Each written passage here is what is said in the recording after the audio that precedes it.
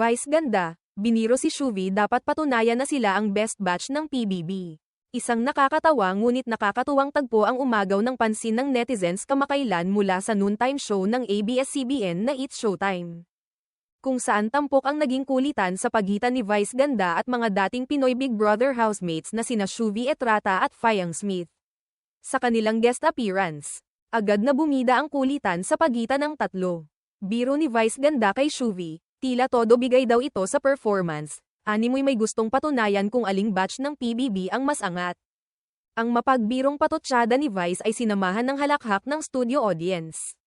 Lalo na nang icon-ekta niya ito sa isang viral na issue noon kung saan si Fayang ay nagsabi ng buong tapang na ang kanilang batch ang pinakamagaling sa lahat ng edisyon ng PBB. Kilalang masayahin at palakaibigan. Si Shuvi ay unang nakilala sa Pinoy Big Brother Celebrity Collab Edition noong 2025.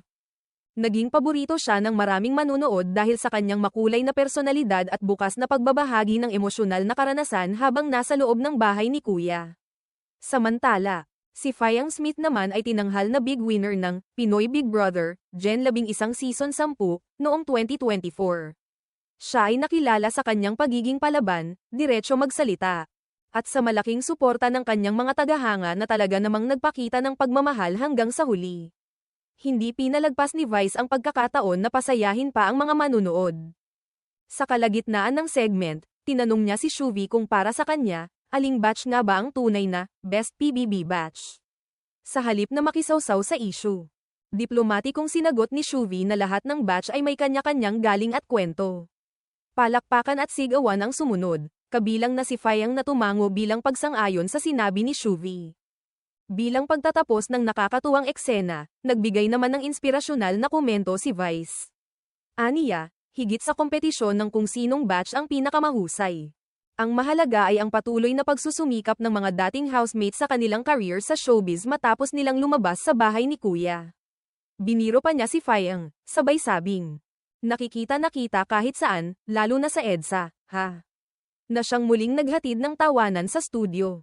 Agad na nag-viral ang segment sa social media. At maraming netizens ang nagpahayag ng kasiyahan sa mga good vibes na hatid ng tatlong personalidad. Ayon sa ilan, nakakatuwang makita na kahit may mga isyu sa nakaraan, mas nangingibabaw pa rin ang respeto, pagkakaibigan, at saya sa kanilang interaksyon.